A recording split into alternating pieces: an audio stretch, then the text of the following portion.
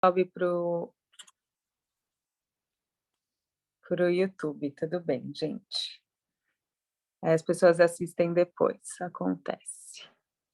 Bom, então estamos Então gravando. então ótimo. Então boa tarde a todos e todas, é muito bom estar aqui de novo com vocês, mais uma oficina, sobre primeira infância e acolhimento. Sou Lara, né, trabalho no Instituto Fazendo História, e esse ano a gente está promovendo esse ciclo de oficinas, eu acho que essa é a 6ª oficina ou 7ª, são oficinas mensais, toda última segunda-feira do mês, sobre temas relacionados à primeira infância e acolhimento.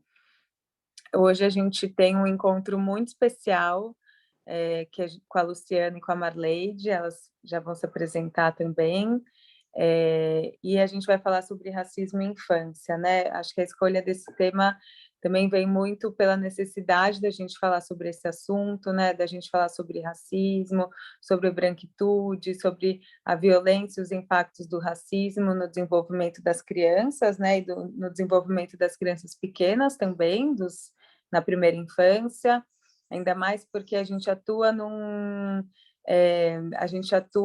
em uma realidade, né, realidade da assistência, dos serviços de acolhimento, onde a grande maioria das crianças são também crianças pretas e pardas, né? Acho que pelos dados do CNJ, 65% das crianças acolhidas são pretas e pardas, né? Então a gente precisa falar muito desses temas, né? E então por isso que a gente tem a honra de ter a Luciana e a Marleide hoje com a gente. A gente vai começar pela Luciana, eu vou apresentar a Luciana. A Luciana, ela é... Lu, depois você se apresenta melhor, tá? Porque esse é um resumo de um resumo. Mas a Luciana Alves, ela é pedagoga, mestre em educação pela USP e doutoranda em educação na Unicamp. Ela é consultora do Centro de Estudos de Relações de Trabalho e Desigualdades, o CERT, e autora do livro Ser Branco e de artigos científicos sobre relações raciais. É um super prazer, Lu, ter você aqui com a gente. Posso já? Ok, não se preocupem com o meu rosto, eu tenho uma alergia. Toda vez que eu fico estressada, o olho incha. Não estou com sono, tá bem? Como a Lara disse, eu sou Luciana. Além de consultora, eu também sou funcionária pública, trabalho na Universidade Federal de São Paulo, pautando as questões raciais também, e as políticas de ações afirmativas da universidade. E eu costumo dizer que a minha trajetória com a infância negra, além da minha infância, obviamente, começa quando eu viro professora. Eu passei por vários municípios como professora da educação básica e da educação infantil, e uma dessas experiências, que foi a minha segunda experiência, eu tinha 22 anos, me marcou muito, então são 20 anos atrás. Eu tinha uma 4ª série, já eram crianças mais velhas, mas naquela época as crianças podiam reprovar na escola. E na minha sala estavam todas as crianças repetentes, era a 4ª H. A gente, quando era professora nas antigas, já sabia que, dependendo da letra da sala, quanto mais distante do A, mas era uma sala que ninguém queria, uma sala que tinha questões pedagógicas muito fortes, que eram, e ainda são, em muitos contextos, atribuídos às próprias crianças, os problemas atribuídos às próprias crianças e suas famílias. Muito, muito raramente as escolas olhavam para si e para os seus próprios processos pedagógicos e de interação e relação para encontrar soluções para aquilo que elas chamavam de problemas. E nessa sala, faz tempo que eu não falo dela, inclusive, eu falo sempre da educação infantil, nessa sala eram 40 crianças, cerca de 20 delas não sabia ler e escrever. E não era uma coincidência, né? Todas elas, exceto uma criança, eram pretas e pardas, que é um grupo que a gente chama de negros e negras hoje em dia. E aí eu consegui uma bolsa da Fundação Ford e eu fingi que era para fazer pesquisa, mas, na verdade, eu dava um reforço no contraturno para essas crianças com o valor dessa bolsa e, ao mesmo tempo, eu ia anotando, né, fazendo registro sobre esse processo. E aí, nos prontuários das crianças, havia coisas do tipo: não tem raciocínio lógico-matemático, não tem capacidade de se alfabetizar. Uma série de nãos, de negativa, e ninguém nunca tinha... Ninguém não, acho que muitas professoras e professores viam potencial naquelas crianças, mas as condições de trabalho, né, sendo bem corporativista agora, também são muito difíceis para a gente manejar certas questões na escola de educação básica brasileira. Bem, ao final do projeto, nesse contraturno, com grupos pequenos, eu fui descobrindo várias coisas, inclusive crianças que sabiam ler e escrever e que todo mundo achava que não sabia, né, por conta da invisibilidade que certas crianças têm no cotidiano da escola. A gente vê dois extremos, né? As crianças com excelência acadêmica, que não dão trabalho algum, e as crianças que são classificadas no grupo de indisciplinados e indisciplinadas. A coluna do meio, que não dá trabalho, mas também não é brilhante, fica ali, e tem até dissertação sobre isso, da Patrícia, que é sobre os alunos e alunas invisíveis, né? E aí a gente não consegue, né, com essas crianças, nem fazer o diagnóstico de aprendizagem que elas, do potencial que elas têm, enfim.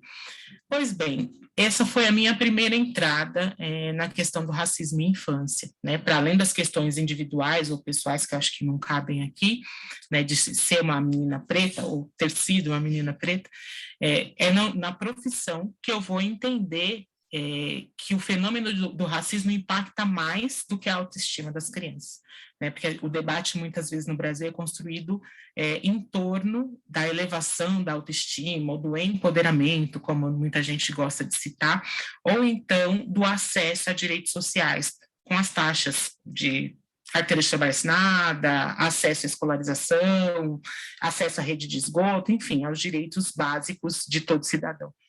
E pouca gente presta atenção nos outros impactos. Agora tem sido mais falado, por exemplo, das diferenças de desempenho entre meninos pretos e brancos. Ora, como eu falei recentemente no evento da Unicef, se a gente não acredita em raça genética, a explicação para essa diferença de desempenho não pode estar na pertença racial das crianças, na cor da pele das crianças, no tipo de cabelo, no tamanho do nariz. Há explicações e condicionantes sociais para essa diferença de desempenho. E lá naquele momento, então, estava a sementinha da pesquisadora e da ativista que eu vou me tornando anos depois, né? E essa história ainda me marca muito, como outras, que se der tempo a gente vai trocando aqui com vocês, mas hoje eu vim falar do lugar de quem se sensibilizou com isso e que transformou toda essa história que eu contei para vocês numa plataforma de luta política e num problema de pesquisa, né? Eu atualmente pesquiso, atualmente não, até pouco tempo atrás, branquitude, inclusive tenho, a maioria das minhas palestras é sobre isso ainda, só que mais recentemente eu tenho pesquisado políticas públicas em infância, e eu queria dividir um pouquinho da última pesquisa que a gente fez com o apoio financeiro da Pórticos e no CEET. Eu prometo ser breve, eu tenho fama de falar demais, eu vou até ligar o cronômetro, eu já sei que eu já perdi uns 5 minutos na apresentação, mas vamos lá. Deixa eu ver aqui como é que faz para apresentar.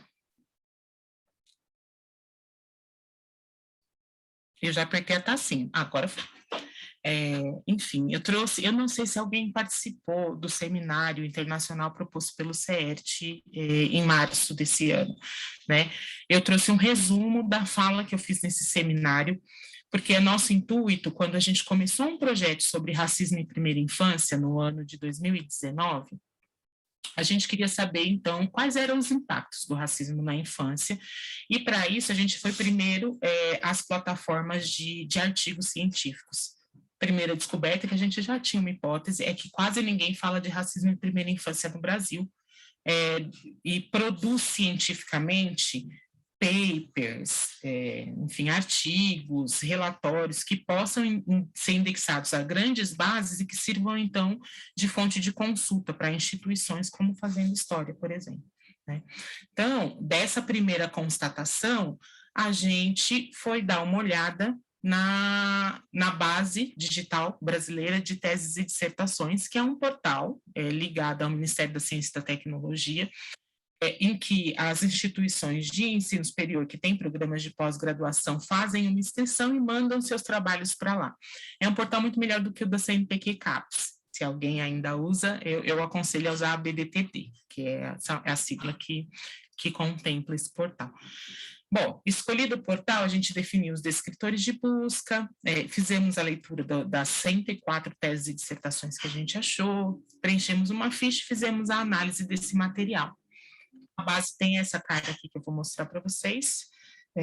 E por que ela é melhor? Ela é muito mais responsiva aos descritores. O que significa isso? Se eu colocar criança e racismo, vão vir teses e dissertações que tenham ou na palavra-chave, nas palavras-chave, ou no resumo, esses descritores. Na CAPES vão vir todas as teses de criança, todas as teses de racismo, e você vai ter que ir filtrando a unha.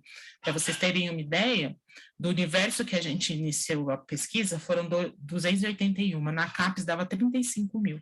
Seria impossível fazer um trabalho como esse na base CAPES, a não ser pagando, e aí tem toda uma outra questão que eu não vou entrar no mérito político.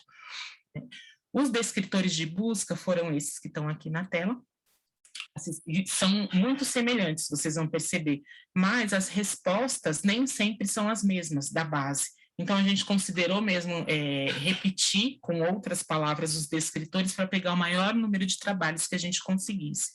E aí a gente já sabia, era esperado que algumas teses e dissertações corresponderiam a um ou mais conjunto de palavras-chave, né? E aqui estão, por exemplo, as que foram duplicadas em cada uma das palavras-chave, e a gente acabou, como eu disse, lendo integralmente 104 teses e dissertações para fazer o relatório e depois o artigo científico decorrente dessa pesquisa. Bom, falando das características gerais dos trabalhos, a maioria vem da área da educação, né? Então, quando se fala em criança e racismo no Brasil, a escola ainda é a instituição que mais pauta o debate sobre esse tema. E aí a gente tem 43 trabalhos de outras áreas, aqui notadamente a psicologia e algumas do direito também, tá? O norte, eu não sei se tem alguém do norte aqui hoje, mas é a região que a gente tem mais problema para encontrar pesquisa acadêmica sobre o tema racismo e infância. E curioso é que a gente participa de Lara também participa de uma comunidade de aprendizagem que tem atuação quase no Brasil todo. Mas no norte, poucas dessas instituições chegam, porque tem uma série de questões logísticas e de grana mesmo, né? É caro você viajar por norte, às vezes você passa 6 horas, depois pega um barco e tal, até você conseguir financiamento para incidir nessa região é mais difícil. E isso também se evidencia nos dados sobre pesquisa acadêmica. Bom, dessa leitura mais geral, a gente conseguiu separar 3, deixa eu ver se são 3 mesmo, porque aqui a Tata a gente tinha isso. 3 grandes temas ou núcleos temáticos nos quais essas 104 pesquisas se inserem. O primeiro núcleo é o racismo institucional, né? Instituições, entendendo instituições como aqueles lugares ou a legislação propriamente dita ou o instrumento legal que vai falar sobre a infância. Então, tudo que tem a ver com instituições do ponto de vista do Estado foi alocado nesse núcleo temático. A gente tinha 35 estudos de educação para as relações étnico-raciais, tanto do ponto de vista da denúncia da ausência do cumprimento da legislação educacional, que eu já vou chegar nesse ponto, quanto do ponto de vista dos projetos de educação que visam romper com o silêncio sobre o racismo e os impactos do racismo, e tinha 16 outros trabalhos sobre subjetividade negra e branca. Já tem um dado aqui que eu preciso comentar com vocês, é que não tem trabalho sobre infância, racismo e saúde, né? E essa é uma área que tem se desenvolvido nos Estados Unidos, especialmente. Eu trouxe alguns dados para discutir aqui com vocês também hoje. Bom, no núcleo 1, que é o racismo institucional, tem uma grande novidade, assim, primeiro que até a década de 90, quando a gente falava de racismo e infância, a gente falava em silêncio, a partir, inclusive, do livro seminal da Eliane Cavaleiro, que é Do Silêncio do Lar ao Silêncio Escolar. Era um tabu se falar em racismo, a gente tem uma idealização de criança e de infância que nos impedia, e ainda impede a muitos de nós, de ver como as próprias crianças reproduzem lógicas que depreciam ou que minimizam ou que subalternizam diferenças, né? Diferenças todo mundo tem, mas aquelas diferenças que importam no contexto brasileiro. E aqui, nas pesquisas mais recentes, a gente já encontra vários atores sociais, famílias, direção, professores e professoras, dizendo abertamente que existe racismo, né? E que é um problema que aparece desde a primeira infância. Nesse núcleo também estão alocadas pesquisas que interessam bastante ao perfil de vocês aqui. São pesquisas sobre o sistema de proteção à infância e de como ele é precário e ineficaz do ponto de vista da proteção de crianças e adolescentes negros e negras. Isso tem uma raiz histórica, né? Quando as primeiras leis sobre criança são criadas, né? Ainda não se falava muito da ideia de infância, essas leis contemplam as crianças livres ou filhas de pessoas brancas livres e não contemplam crianças escravizadas, porque elas não eram crianças, né? Elas eram peça de trabalho ou futuras peças de trabalho. Então, toda a noção de infância e de criança no arcabouço jurídico brasileiro, ou seja, na instituição, né, brasileira, ele é construído a partir da negação às crianças negras da sua própria infância. E então a gente, quando pensa em criança, pensa num ser neutro, e aí quem estuda branquitude sabe que toda vez que é neutro é branco, né? Então, às vezes a gente fala assim, precisa ter políticas de contratação de pessoas, com recorte étnico-racial na nossa empresa. E eu digo, já tem um recorte étnico-racial, não tem nenhum negro, é branco, não é raça. Então, essa neutralidade que se atribui aos brancos impede até que a gente veja a existência do privilégio. Então, se eu já tenho um recorte étnico-racial e 100% dos meus funcionários do alto escalão, por exemplo, é branco, então 100% da minha cota ou da minha preferência foi por pessoas brancas até agora. O recorte está dado, ele só não é inclusivo, né? E isso é a mesma coisa quando a gente fala da infância no Brasil. Toda vez que a gente não nomeia quais são as diferenças que estão colocadas e as desigualdades sociais que são elaboradas a partir dessas diferenças, muito provavelmente a gente está falando de uma criança branca. A gente não consegue, nessa definição ou nessa descrição que a gente faz de criança e de infância, abarcar a diversidade de experiências infantis na nossa sociedade, que está no mundo inteiro, né? Essas pesquisas nesse núcleo também fazem denúncias assim de cortar o coração para quem trabalha com infância. São situações de muita violência ocorridas desde a mais tenra idade, então, desde a punição distribuída desigualmente entre as crianças de acordo com a sua pertença racial, então, crianças negras são muito mais colocadas de castigo, às vezes, pelos mesmos atos que crianças brancas fazem e passam como mais inventivas, exploradoras do ambiente, né? E isso vai se repetir ao longo de toda a vida escolar. Tem estudos, inclusive, com os mais velhos, em cadernos de ocorrência do ensino médio, ensino fundamental 2, que as crianças negras também estão sobre-representadas e têm penas ou punições muito mais incisivas do que quando o delito, entre muitas aspas aqui, é cometido por outros jovens e crianças brancas, né? Isso tem muito a ver com a permanência de estereótipos raciais, né? E o estereótipo ele não pesa só para crianças negras, o estereótipo é sempre uma construção relacional. O que isso significa, né? Se eu deprecio um grupo, eu faço em relação a o racismo e as maneiras como ele se manifesta cotidianamente, eles têm sempre como interlocutor, ou como régua que mede a distância entre aquilo que se quer, né, ou que se idealiza como infância, criança, daquilo que de fato se tem. Então, eu vou dar um exemplo bobo aqui, né? Quando eu trabalhava na prefeitura de Diadema, com crianças de 4 anos, era professora ainda, estava começando o mestrado, a prefeitura queria fazer um cartaz, e ela passou de escola em escola pedindo para as direções e professores escolherem uma criança. Parecia que a gente morava na Noruega e não em Diadema, periferia da cidade de São Paulo, né? Então, a régua dessa representação, novamente, é uma criança branca.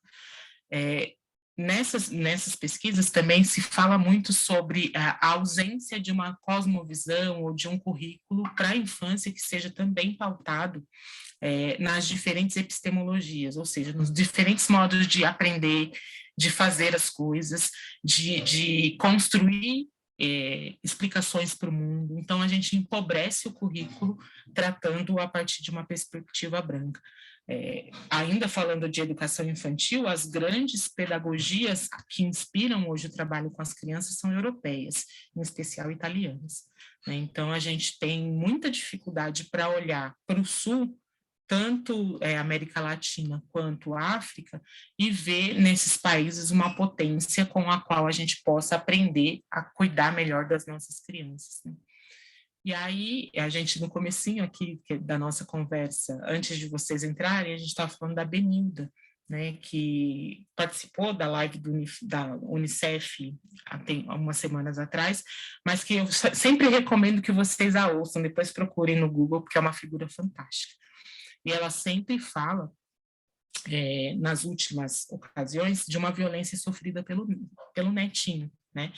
E essas violências são recorrentes na vida das crianças, e uma delas se expressa através da solidão, né? Nos espaços institucionalizados, né, em que as crianças, a primeira infância está institucionalizada, seja nas creches ou nos abrigos, por exemplo, muitas pesquisas revelam que elas são as últimas para serem escolhidas, por exemplo, como pares de brincadeira, né? Então, é como se ser negro, ser uma criança negra, fosse sinônimo de você não pode estar com os demais porque a sua diferença te anula como ser humano, né?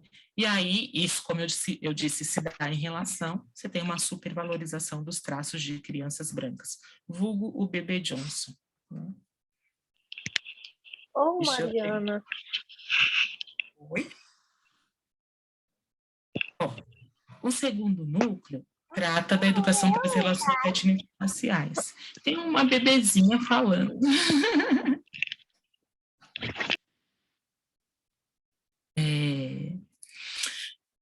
No núcleo de educação para as relações étnico-raciais, eu acho que vocês todos e todas já ouviram falar da Lei 10.639, que muda a LDB, né, e obriga as instituições públicas e privadas a ensinarem sobre história africana e afro-brasileira. Embora a lei fale de ensino fundamental e médio, o parecer fala também da educação infantil, né? Então, essas pesquisas vão olhar para como é que a implementação dessa lei está acontecendo ou não. Essas pesquisas, então, se dividem em dois grupos. O primeiro deles é para dizer que não há implementação, e o segundo, muitas vezes a partir de pesquisação, né, que é o próprio pesquisador ou pesquisadora propõe as atividades, vão encontrar potencialidades ali para o ensino de educação para as relações étnico-raciais na primeira infância, né? Então, especialmente através da literatura infantil. Então, para crianças, sejam elas abrigadas ou na escola ou em qualquer outro espaço de acolhimento, a literatura infantil e a diversificação ali dos lugares e dos personagens, né, dos lugares que são retratados, dos personagens que ocupam as páginas dos livros, podem ser uma potente ferramenta para trabalhar com a questão da autoestima daquela criança, com temas como racismo, a aceitação do cabelo, enfim, conflitos de ordem racial.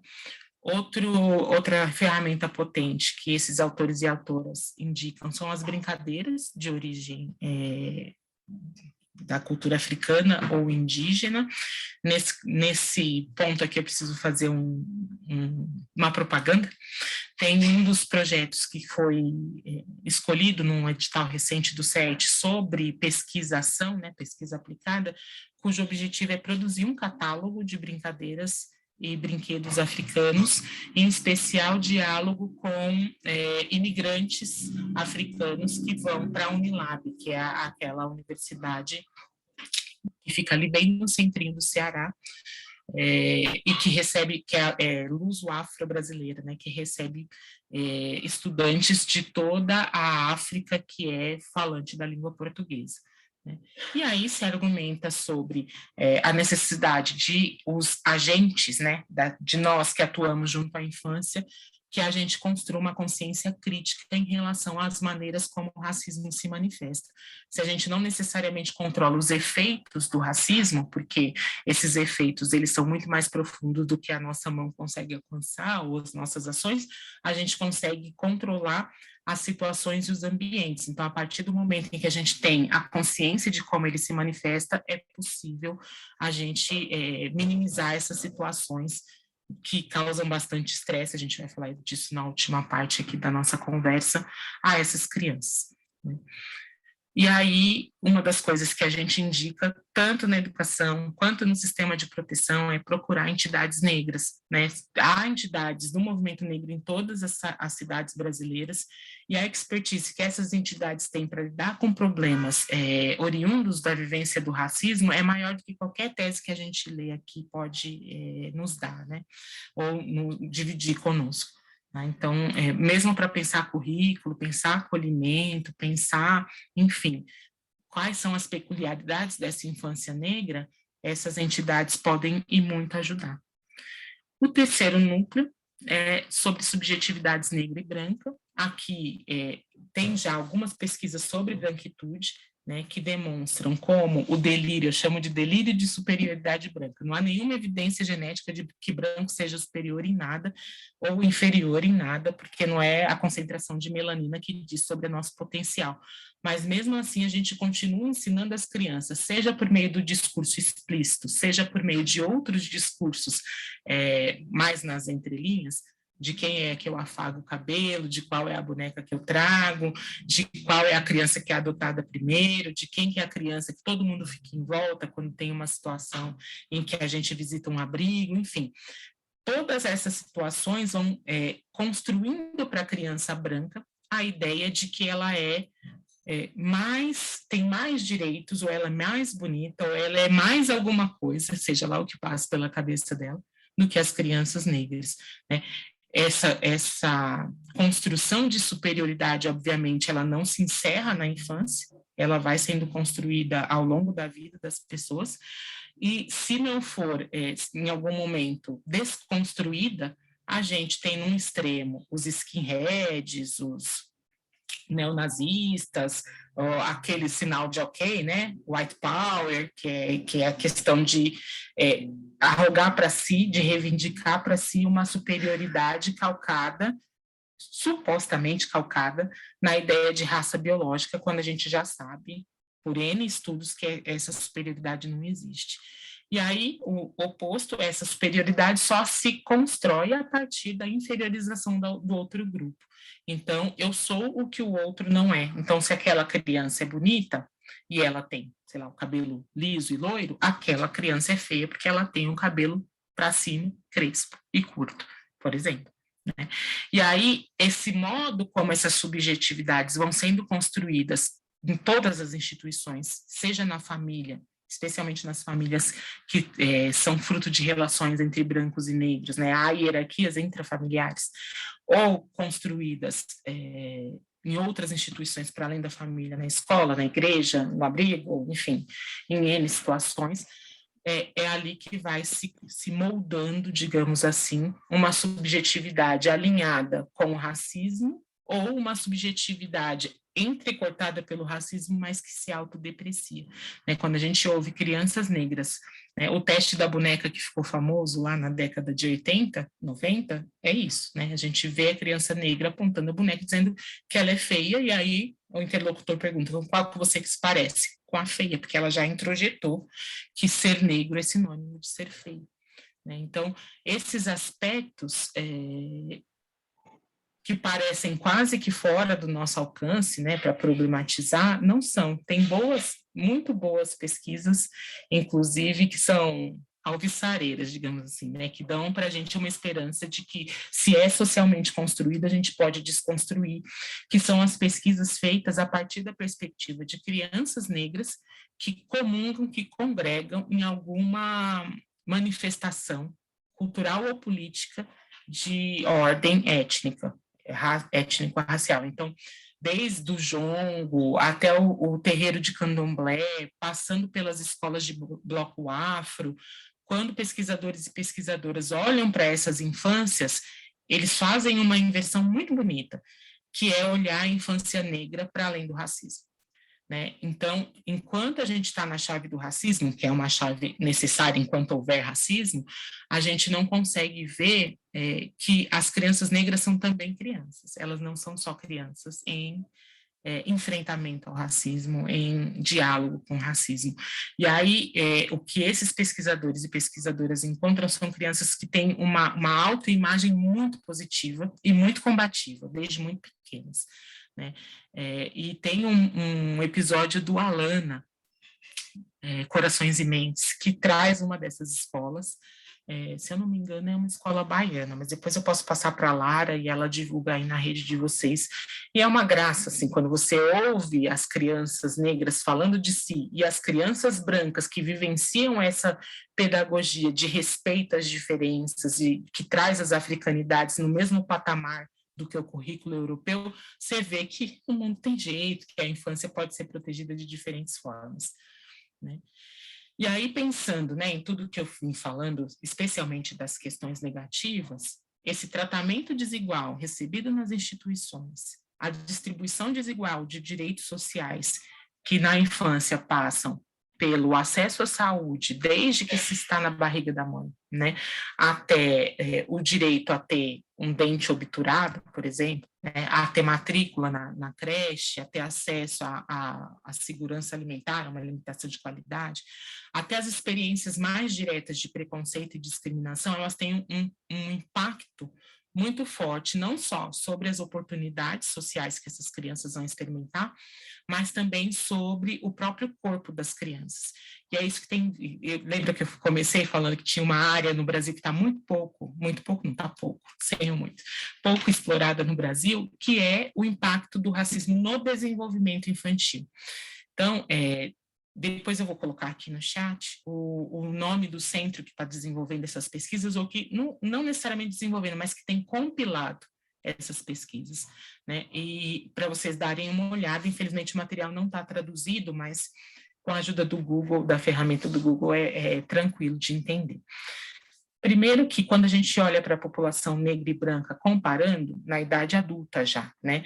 A gente vê que negros têm uma expectativa de vida menor e que tem incidência maior de doenças ligadas ao estresse. Então, hipertensão, diabetes, enfim, essas doenças que são mais ligadas não só ao ambiente físico, mas também ao ambiente psíquico a que essas pessoas estão expostas. Há estudos que mostram, que olham, né, que analisam o comportamento do cérebro quando o sujeito é exposto a situações de estresse. Esses estudos mostram que pessoas que vivem situações como o racismo ativam muito mais rapidamente, de modo constante, os mecanismos de reação à ameaça, de defesa. Né? Quando você leva um susto muito grande, ou quando você tem medo de muitas coisas, você parece que congela. E eu dei um exemplo outro dia numa reunião da IBU, uma escola aqui em Pinheiros, para quem é mulher vai entender. Quando a gente passa, sei lá, na frente de um boteco qualquer, e tá morrendo de vontade de ir no banheiro, de beber água, qualquer outra coisa, e você olha para dentro e só tem homens, a gente faz xixi na roupa, mas a gente não entra naquele boteco. Ou se entra já com um estado corporal que a gente não sabe explicar como é, mas é como se outro tipo de sangue circulasse dentro da gente, porque o medo é ativado.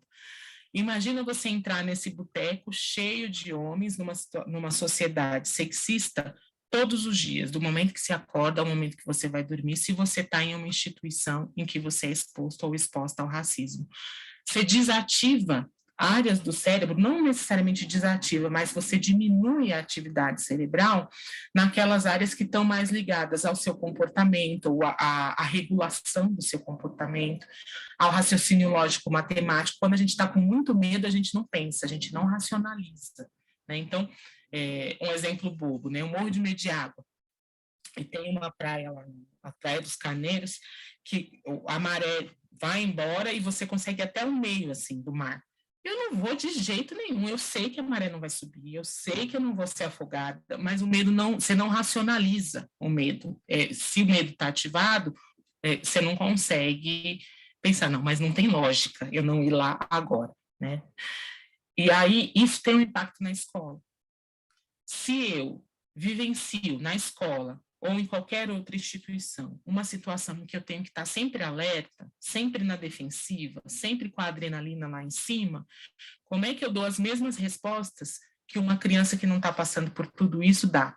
É impossível, né? Não tem como você dar a mesma resposta. Talvez esteja aí a explicação para o desempenho desigual de meninos e meninas negras na educação mais adiantada, né, no ensino fundamental e no ensino médio, que ainda bem a gente ainda não tem esse tipo de comparativo na educação infantil. A educação infantil ainda é mais acolhedora do ponto de vista das aprendizagens possíveis, né? Então, no fim das contas, o racismo tem um impacto na saúde mental, de maneira geral, e nas respostas físicas de maneira mais específica, né? E esse é um problema de saúde pública, né? Se a gente não... E essa população é a que está exposta ao SUS, por exemplo, e ainda bem que tem o SUS, porque se não fosse o SUS, eu não sei se vocês não tem cabelo branco igual eu, era o INAMPS, que era uma situação que você podia ficar na fila até morrer, que você não ia ser atendido, né? Mas a gente sabe que, inclusive, no SUS há um tratamento desigual. Mulheres negras têm menos acesso ao pré-natal, são mais expostas à violência obstétrica, né? Tem menos tempo de atendimento de consulta, tem mais resistência ao diagnóstico de certas doenças, são vistas como mais preguiçosas ou querendo um atestado médico, enfim. Há várias pesquisas que mostram a dificuldade da população negra no acesso a um tratamento igualitário no sistema de saúde. E aqui um dado que foi, assim, para mim, o mais chocante, que saiu ano passado, e aí já estou terminando, vou terminar no tempo hoje, foi que a chance de um bebê negro cuidado por um médico negro de viver até os 5 anos é 5 vezes maior do que a chance de um bebê branco, negro, vivendo sob os cuidados de um médico branco nos Estados Unidos. Depois eu também coloco aqui no chat para vocês o link dessa pesquisa. E perceba, tem toda a questão institucional, que eu fui falando no começo da nossa conversa, né, de como o racismo atravessa a nossa história e as nossas instituições, a nossa estrutura de sociedade, mas também tem que ver com as interações cotidianas, que a gente sequer percebe que está acionando desigualdades raciais, mas que a gente aciona. Se você falar para uma professora, olha, eu vi você passando a mão no cabelo daquela menina 20 vezes, mas não passou nenhuma no cabelo dessa daqui, ela vai dizer, imagina, você está vendo coisas que não existem. Porque a gente barra, para a gente é tudo bonzinho, né? Mas a gente é tudo ao mesmo tempo. Então, a gente acaba reproduzindo, sem muita consciência, aquilo que vai prejudicar, às vezes, as crianças que a gente está tentando ajudar, né? Às vezes reproduzindo um discurso pautado na branquitude, eurocêntrico, ou então pautado no colorblind, que é aquela coisa, eu não vejo raça, eu não vejo cor, para mim tanto importa, eu só vejo criança, né? O esforço que está se empregando para negar o óbvio, né? Porque nós todos e todas fomos educadas para ver que aqui quem está falando agora é uma mulher negra e não tem como não ver isso, esse esforço mental pode ser empregado para algo muito mais positivo, que é, de fato, construir uma infância protegida das desigualdades raciais e dos impactos do racismo. Bom, era isso. Como eu disse no começo para a Lara, eu gosto do debate. Quero ouvir a Marleide também, depois vamos conversar mais. Obrigada.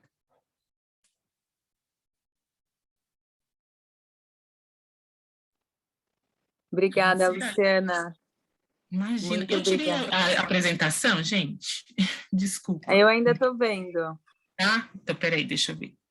Acho que tem que parar de compartilhar. Isso, agora foi. Obrigada. Obrigada. Muitas reflexões, algumas pessoas comentando no chat. Acho que eu vou passar a palavra para a Marleide, aí a gente tem mais tempo de debate, tá? Então, gente, vou apresentar para vocês a Marleide. Deixa eu só abrir aqui para eu ler o currículo dela. Currículo resumido, né? Então, a Marleide Soares, que está aqui com a gente hoje, ela é psicóloga, trabalhou com adolescentes em medidas socioeducativas e com crianças e adolescentes em acolhimento institucional. A Marleide dá palestras e aulas na temática do racismo na infância e realiza orientações a famílias e educadores para o enfrentamento do racismo. Bem-vinda, Marleide. Uma honra ter você aqui com a gente hoje também, junto com a Luciana. Oi, estava desmutando aqui o meu microfone, senão vocês não iam me escutar. Eu também agradeço e estou muito feliz em compartilhar esse momento aqui com vocês, com você, Lara, com o Rafael, com a lindíssima Luciana. Aprendi bastante com tudo que ela disse e com as pessoas que estão aqui conosco, né? Se estende a todo mundo que está aqui reunido para a gente falar sobre esse tema tão urgente e importante, e assim como a Luciana disse, realmente tem poucas pessoas, ainda bem incipiente quem fala de racismo na infância, principalmente na primeira infância, né? Bom, sobre a minha apresentação já está suficiente, eu só queria acrescentar que eu também trabalho no consultório. Cadê eu que eu não estou me vendo direitinho? Eu acho que espera só um pouquinho aqui, gente. Eu preciso... Eu estou te vendo, está aparecendo bem. Está aparecendo bem? Tá. Então, tá bom. Todo mundo está sinalizando aí. Ok, só assim, essa complementar da minha área de atuação, porque também é um dos pontos de observação do racismo que eu falo que eu tanto atendo as crianças na sua questão emocional, quanto as crianças dos adultos que me procuram, aquelas crianças que na infância foram fortemente afetadas pelo racismo, quando elas me procuram já na idade adulta, é esta criança que se apresenta para mim. Então, eu também vejo, eu tenho o privilégio, e falo privilégio no sentido não muito positivo, mas eu tenho o privilégio de ver, de comprovar quão grave, quão fortemente tocou esse racismo no psiquismo e em toda a trajetória dessa pessoa. Então, já começando, cadê os meus... Rafael, presente, né? Eu vou apresentar aqui, então, os seus slides. Você vai só me falando quando for para passar, tá bom, Marlene? Porque quando está apresentando para mim, tá certo. não consigo ver, tá? Então... Tá certo, pode seguir, esse aí era só a minha apresentação. Aqui, ok, para dizer que eu quero me atentar muito mais aos aspectos psicológicos, né, os aspectos do desenvolvimento da pessoa que sofre a violência do racismo, e que essa violência começa desde a vida intrauterina, por isso que eu coloco como primeiro tópico a formação da subjetividade e psicogênese. E aí eu quero destacar que vou falar do racismo antinegro aqui, que a gente sabe também que no nosso Brasil as crianças indígenas são bastante afetadas também, mas eu estou falando especificamente da criança negra, né, do que afeta a criança negra no seu desenvolvimento. E aí vou pegar como teóricos, né, esses 3 psicanalistas, que é uma psicanalista e 2 psicanalistas que falam do desenvolvimento, dos aspectos, né, do desenvolvimento desde a infância. A Melanie Klein, ela nos possibilita entender desde a criança, quando ela estabelece a relação com o seio, com o seio ou com a mamadeira de quem promove a primeira alimentação. E por que eu destaco esta forma de relacionamento? Porque mais adiante a gente vai entender que o racismo se manifesta nas relações e o quanto a sociedade, os outros meios sociais são importantes para dar essa continuidade relacional na vida, né, de uma pessoa. Então, desde essa primeira relação com quem promove o alimento, que a criança até então não vai dizer, o bebezinho não vai entender. Aqui esse é o seio que traz o meu alimento. Ela não tem essa noção. Ela só sabe que sentiam desconforto e que esse desconforto foi sanado por algo. Então, é como se o seio ou a mãe, ou quem trouxe esse alimento, a mãe, o pai, fosse esse algo. E aí é estabelecida essa primeira relação, né? Primeiro relacionamento. É o bebê e o não bebê, que aí ele não diz eu e não eu, que não tem esse discernimento. Aí, mais adiante, o bebê vai se desenvolvendo, aí chega o Winnicott para me ajudar a definir isso aqui, né? Ainda é isso, ainda não há uma definição. Vamos pensar assim, cronologicamente, por volta dos 8 meses de idade, né? de vida desse bebê, ele já começa a se perceber pelo olhar, pelo olho e pelo um aspecto que é o rosto de quem traz esse alimento, que traz o alimento, que traz algo que aquece se o bebê estiver sentindo frio, algo que folga se seu corpinho estivesse apertado, enfim, todos os outros desconfortos, este adulto, né, que promove isso, vai sendo mais um espaço de relação e cuidado para este bebê. E aí vem o Ferenczi, que aí o Ferenczi já vai nos falar, né? O Ferenczi tem uma contribuição teórica muito importante, né? Até um texto chamado...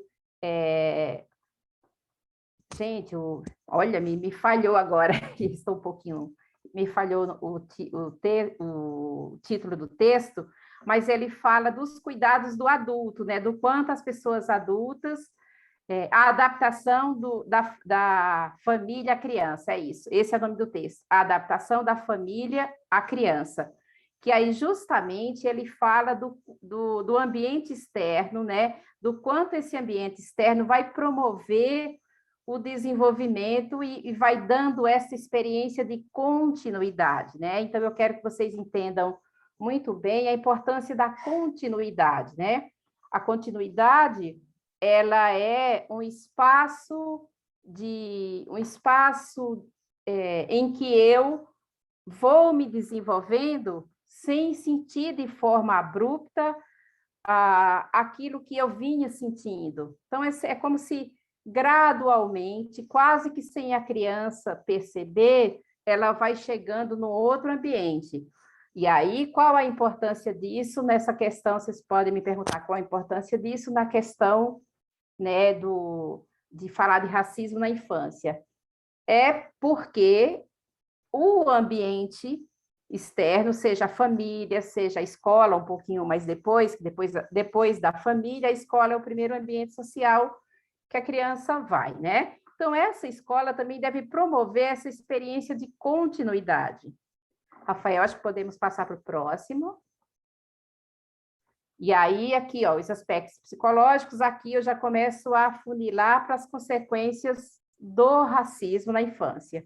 E aí, obviamente, nas relações sociais, né? Porque se nossas crianças pretinhas, como eu falo, né? Se nossas crianças pretinhas vivessem num ambiente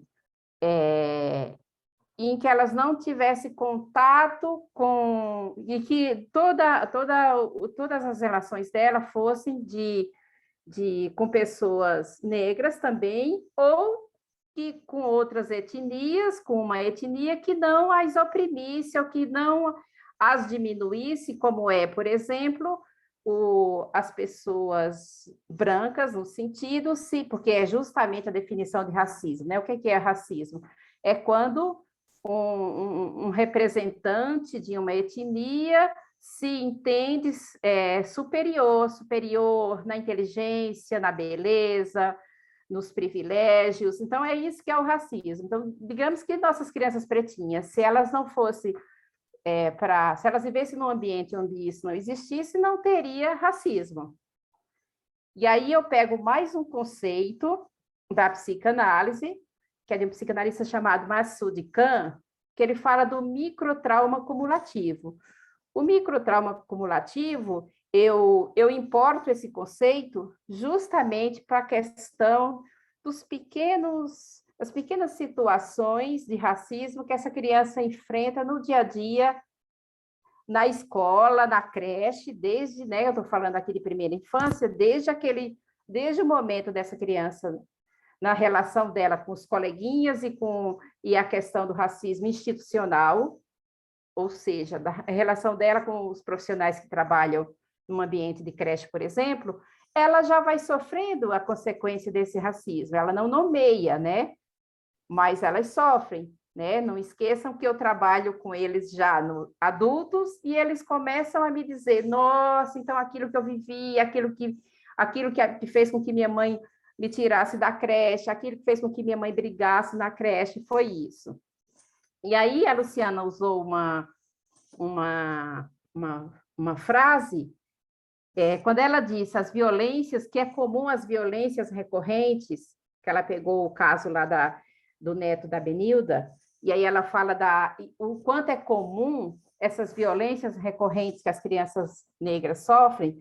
Exatamente, essa violência recorrente pode ser chamada aqui do microtrauma acumulativo. E o que é, né? O que é esse microtrauma acumulativo? Vamos definir o que é um trauma, né? Trauma no sentido da medicina, no sentido da ortopedia. Quando um fator externo mais forte do que o que sofre, ele, no impacto, não suporta. Então, temos aí um trauma. Um trauma do ponto de vista emocional, do ponto de vista psicológico, né? Tem Freud falou muito sobre o trauma, mas eu pego aqui a ideia do trauma do Ferenczi, especificamente a do Maksud Khan, quando ele define que esse trauma, o microtrauma acumulativo, ele é resultante da falha do escudo protetor. E quem é o escudo protetor de uma criança, né? São os adultos, são os adultos que estão no ecossistema dela, né? Desde a família, quando ela vai para a escola, o escudo protetor todo o corpo dos adultos ali da escola e principalmente a professora ou professor. Esse é o principal escudo protetor, é ele que deve observar como que essa criança está no ambiente restrito ali da sala de aula ou de convivência, por exemplo. Num serviço de acolhimento, quem são o escudo protetor? Todos os adultos que ali estão, e principalmente o orientador, né, socioeducativo, que está o tempo todo com essa criança, por exemplo. Bom, ainda na definição do trauma, é isso. O trauma vem de um fator externo, sem precedente, quando eu não tinha a menor noção que ia me deparar com aquilo, numa estrutura, né, uma criança, né, tem uma estrutura emocional frágil, então ela não suporta grandes descontinuidade. Quando eu falei do Ferenczi, quando ele promove que o ambiente externo dê uma continuidade, uma criança muito pequenininha, ela não tem esse suporte para lidar com uma descontinuidade de forma abrupta. E aí, nesse confronto, acontece o trauma. Pode mudar para o próximo, Rafael, por favor.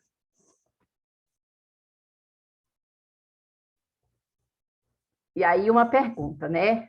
Deixei essa pergunta aí em destaque para vocês, cada um responder internamente, né?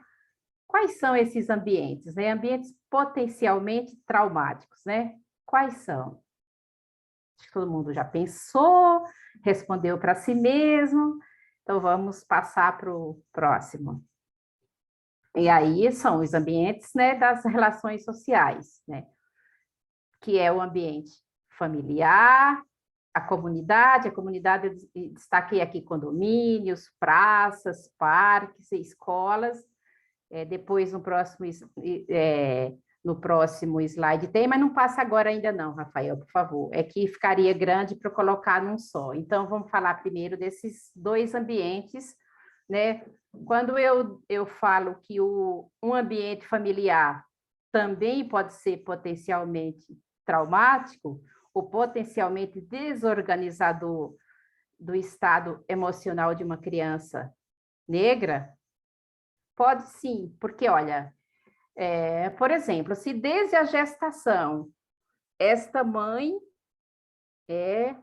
vamos escolher aqui uma família interracial, a mãe branca, o pai negro, e aí esse pai tem a pele bem retinta, é um negro de pele retinta, ele tem a pele mais escura.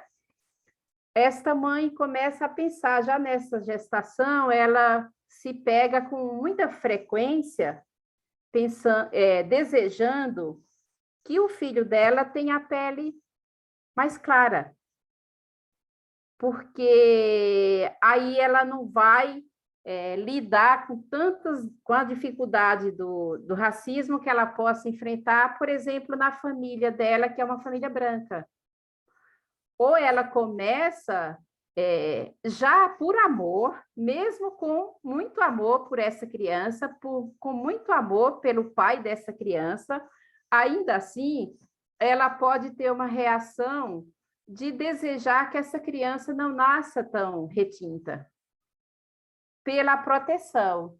Mas isso, né, assim, se ela deseja tanto, esse bebê vai sentir uma contração no coração desta mãe, vai sentir um certo desligamento desta mãe com esse bebê. E aí, ok, desde a gestação.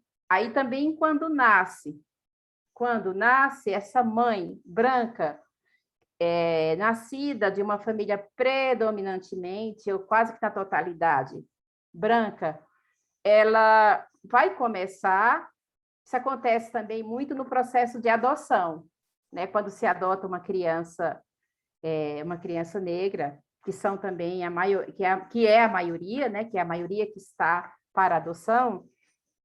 Então, isso acontece também desta mãe ficar receiosa, receio do medo, do que ela vai enfrentar mesmo com aquela criança.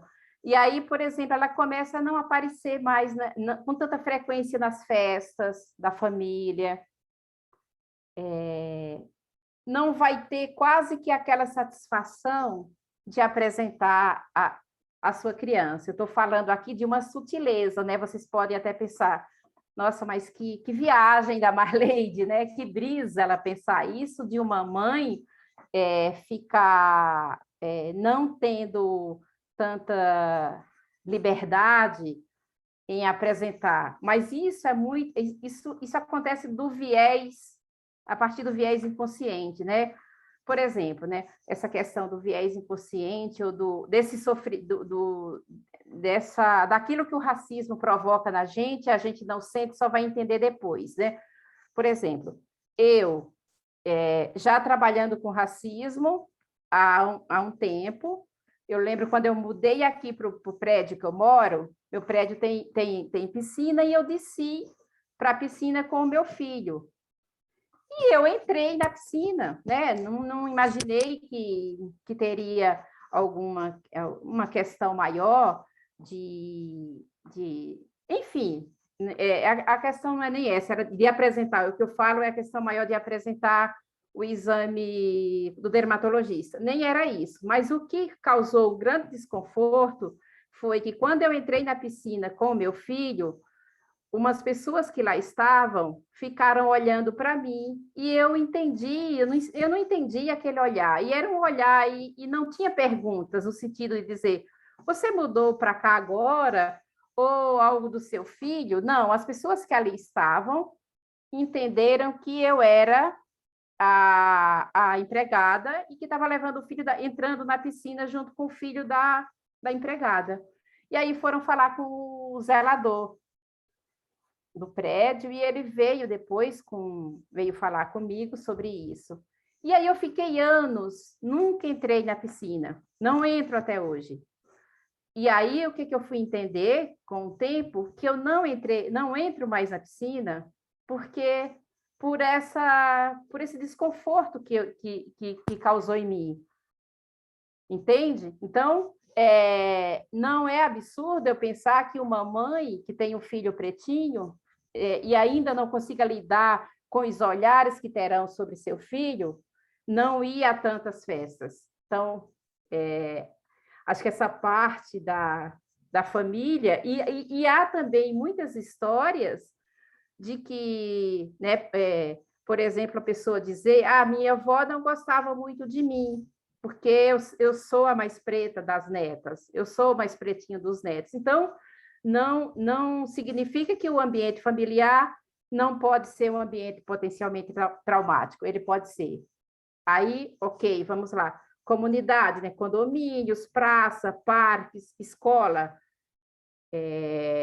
No condomínio, o ano passado, eu fiz um grupo de orientação a pais, mães, e aí um dos pais me contou, e isso era fato recente, que a filha dele, ela vinha aos finais de semana, passar o fim de semana com ele, ele era separado já da mãe da criança, mas aos finais de semana ela vinha para o prédio ficar com ele. E um sábado ela subiu muito tristinha. Isso ele contou para a gente no momento que eu estava desenvolvendo esse projeto. Até um projeto bem bonitinho chamado Maternagem em Sankofa, e que eu justamente eu fui convidada para fazer esse grupo, porque as crianças começaram a perguntar por que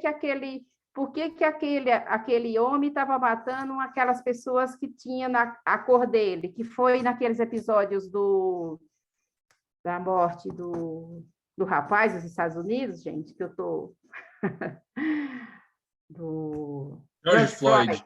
Isso, obrigada, Rafael. E eu estou falhando aqui, porque eu fico tocada, né? Falar de racismo nesse sentido não é fácil, tem situações que me tocam, e aí afeta a memória. A Luciana falou das questões da dificuldade de aprender, e eu acrescento a questão do emocional, e afeta, sim, a nossa memória, afeta a nossa desenvoltura, e é isso. Então, aí essas crianças começaram a perguntar para a mãe por que estavam matando aquele moço que tem a cor do tio, a cor do meu pai. Aí outros diziam, eu estou com medo de polícia. Falava assim. Então, esse grupo de pais e mães me escolheram para ajudá-los a falar sobre isso para os seus filhos. Ok. E aí ele me contou que a filhinha dele subiu um sábado, né? Ela descia para brincar no parque, subiu bem mais cedo, não brincou quase nada, e subiu muito tristinha. E aí ele perguntou imediatamente, por que você subiu tão rápido e por que você está triste, filha? Aí ela contou que as outras crianças não queriam brincar com ela porque ela era preta. E aí ele desceu, né? Ele desceu imediatamente, conversou com as crianças, conversou cuidadosamente, e assim, fatos como esse eu teria inúmeros para contar. Em praças, em parques, em escola, como é muito comum essa questão das crianças negras não serem mesmo as escolhidas para representar papéis importantes nas pecinhas ou nas brincadeiras na escola. Eu tenho, por exemplo, um caso de uma criança que eu atendi, ele era um menininho, né? Filho de um DJ importante. E aí, por que eu estou destacando um DJ importante? Porque ele era bastante considerado na escola, porque ele era filho desse DJ. E aí, no futebol, ele jogava no gol, né? Era goleiro. E aí, num dos jogos, ele deixou passar 2 gols, o time dele perdeu. E aí, as outras crianças, né, os coleguinhas, bravos com ele, começaram a falar, né? Aí, nessa hora, ele virou o negrinho, e ele não deixou de ser o filho do DJ. E aí, esse meu paciente veio muito adoecido, né, para os atendimentos. Por quê? Porque ele ficou surpreso. ele experimentou essa descontinuidade que eu falei, essa questão do microtrauma. Ele não estava preparado para escutar aquilo dos amiguinhos. Podemos passar para o próximo, Rafael? Tá, e os outros ambientes, né, complementando os ambientes das relações sociais, né? Nos SAICAS, né, que é o Serviço de Acolhimento Institucional, o conhecido como abrigo, mas SAICA. Falo aqui, eu acho que eu coloquei a questão da clínica e da orientação psicológica, porque são espaços que me complementam para eu estar aqui falando para vocês. São espaços de observação em que eu posso ter material para falar aqui para vocês. Na clínica, como eu disse antes, além de eu vivenciar o que acontece com as crianças negras, na hora em que isso está acontecendo na vida delas, que elas não têm condição de nomear aquilo que estão vivendo, eu também vivencio esses adultos com a sua criança, que também, mesmo adulto, eles não sabem nomear o que viveram, eles não sabem dizer aquilo foi racismo. Então, é necessário todo um trabalho, um complemento na psicoterapia, para que eles entendam que aquilo é racismo, que aquilo que atrapalhou a vida deles, né? Como, por exemplo, eu tenho um amigo muito querido, super inteligente, que ele estava me contando isso recente, né? Eu sempre soube que ele não gostava disso, que ele não gostou muito da escola e que ele aprendeu fora da escola. Aprendeu, ele lê muito bem, escreve muito bem, desenvolveu todas as potencialidades fora do ambiente escolar. E só recentemente ele me disse que, como ele tinha um cabelinho bem cacheado, né? Negro, um cabelo bem cacheado e grande, todas as crianças passavam por ele, puxavam no cabelinho dele e fazia tonhonhon, né? Puxava e fazia tonhonhon, e ele sentava na frente, porque ele queria aprender, né? Então ele sentava bem na frente, todo espertinho. Aí o que ele fez? Ele começou a sentar atrás, mas ainda assim as crianças continuavam com o mesmo comportamento. E a professora, que deveria ser o escudo protetor nesse ambiente, ela nunca observou isso. E aí, essas crianças importunando o tempo todo, ele começou a ser o bagunceiro da turma, começou a ficar igual, a bagunçar, e aí ele deixou de ser a criança esperta que estava lá na frente para aprender, para ser a criança bagunceira. E aí, para resumir a história, ele deixou a escola, o que ele aprendeu foi tudo fora do ambiente escolar, com muito custo ele concluiu o 9º ano, né, Fundamental 2, concluiu o Fundamental, com muito sacrifício. E, bom, só mais um caso para ilustrar. Essa questão, quando eu falo da orientação psicológica, na observação de mães, pais, orientadores sociais, professores, quando eu faço esta orientação, e principalmente quando são com pessoas negras, que é o que eu vi muito fortemente nesse grupo chamado Maternagem de Sankofa, que eu fiz o ano passado, naquele momento específico, para poder você falar da experiência sofrida com a sua criança, você precisa ter cuidado da sua.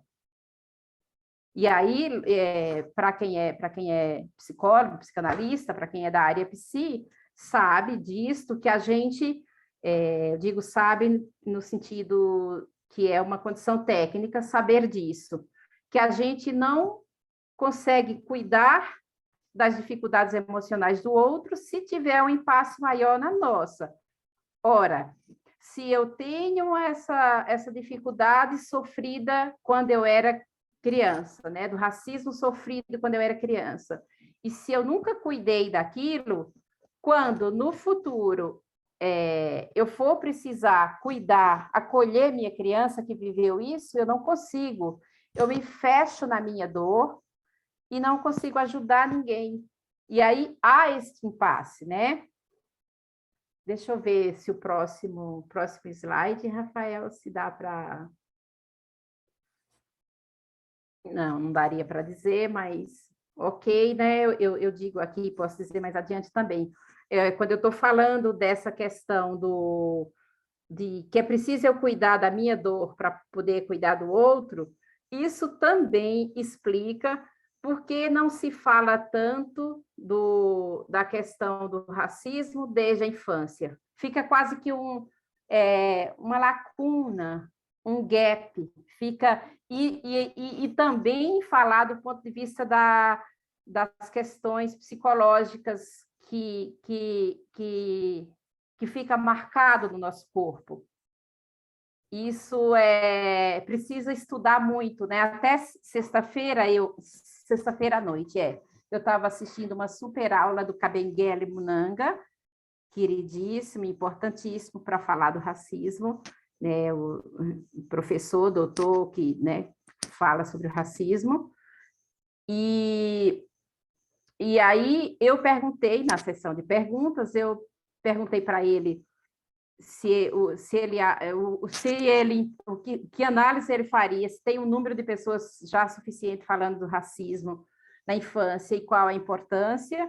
E aí, na resposta dele, ele falou justamente que há bem poucas pessoas falando de racismo na infância e que esse é um trabalho em que os psicólogos e psicanalistas precisam se dedicar muito, porque ali ele estava falando dessa questão emocional, desse impasse emocional que tem ao tratar do racismo desde a infância. Porque a gente não consegue nomear, eu, Marleide, não consigo nomear todas as experiências de racismo que eu vivi na infância. Eu estou nomeando essa que eu entendi só recentemente, porque eu não uso a piscina do meu prédio, porque isso eu sofri já sendo mãe, já sendo psicóloga, já tendo... E demorei para entender. Agora, imagine as coisas que eu vivi sobre o racismo na minha infância. Não é tudo que está nomeado. Ficou no meu corpo, ficou marcado no meu corpo, ficou marcado no meu corpo psíquico, e quem é que vai observar, né? Então, assim, isto que o Kabengele Munanga estava falando, que é uma tarefa importante nossa, para olhar para isso. E aí ele contou uma situação que ele, dialogando com Milton Santos, acho que ele estava no congresso no Rio de Janeiro ou em Brasília, aí esqueci a cidade, mas ele disse, um certo momento, eu e o Milton Santos conversando, e o Milton falou, Munanga, nossos pais nunca falaram sobre racismo para a gente, nunca falaram do que a gente ia viver, do que a gente ia vivenciar na escola. E aí ele não disse o que eles não seguiram a conversa. O Munanga não disse sexta-feira o que falou né, a continuidade dessa conversa. Mas a continuidade dessa conversa foi o silêncio, foi a constatação de que nossos pais não falavam. Há uma negação sobre isto, há uma negação sobre esta criança que sofreu racismo. E aí é por isso que nossos pais não falam sobre racismo, fica um assunto velado. Em contrapartida, eu assisti em julho, né? Em julho, um evento de Harvard que discutia o racismo na primeira infância. E aí a pesquisadora, a doutora, ela enfatizou com todas né, com toda a força, a importância de falar sobre racismo, que deve ser um assunto falado, e eu achei interessante porque eu compartilho disso, eu sempre disse que quanto mais a gente falar, é melhor, sabe? Precisa ser falado. Eu não sei quanto tempo eu tenho, não sei se eu estou falando muito. Está indo bem, Rafael, Lara? Tá, Marleide, mas acho que mais uns 5 minutinhos, pode ser, para a gente abrir para discussão? Tá, então eu vou adiantar, porque senão eu não chego na parte. Tudo bem que a parte eu tenho os encaminhamentos, as dicas, sabe, de como trabalhar o racismo. Se não der para eu falar na fala, também dá para falar na conversa, não é isso? Então tá bom. Sim, ótimo. Aí eu só estou destacando por que combater o racismo desde a infância, e aí eu peço pela orientação do ECA, né? Que é dever nosso, da família, da comunidade, da sociedade, do Estado, se antecipar. Então, aí eu estou dando destaque para se antecipar com todos os cuidados essenciais para a criança e adolescente já na primeira infância. Então, eu estou destacando a importância da gente se antecipar. Então, todo adulto deve se antecipar para que essa criança não sofra. Também porque o racismo é crime no Brasil, previsto na Lei 7.716. Então, se racismo é crime, então eu tenho que cuidar desde cedo para a minha criança que a minha criança não corra o risco de, no futuro, cometer um crime, por exemplo, sabe? Ou uma injúria racial, ou um preconceito racial por um descuido meu na minha orientação enquanto adulto educadora. Porque o racismo mata físico ou psiquicamente, né? Porque o racismo traz benefício para a criança negra e para a criança branca. Para a criança negra, evita o adoecimento psíquico ou físico e permite ela viver em condições de igualdade humana. O benefício para a criança branca promove o senso de igualdade humana e evita que ela se torne um racista estrutural, né? No sentido de que o racismo estrutural ele é inevitável, né? Porque a gente nasceu numa sociedade estruturalmente racista, e porque a gente, né, está colaborando, a gente está sendo equânime. E só assim chegaremos a uma sociedade igualitária. A gente está promovendo uma humanização antirracista, que eu gosto de chamar humanização antirracista. Não é só educação, é humanização antirracista. Vamos lá para o próximo.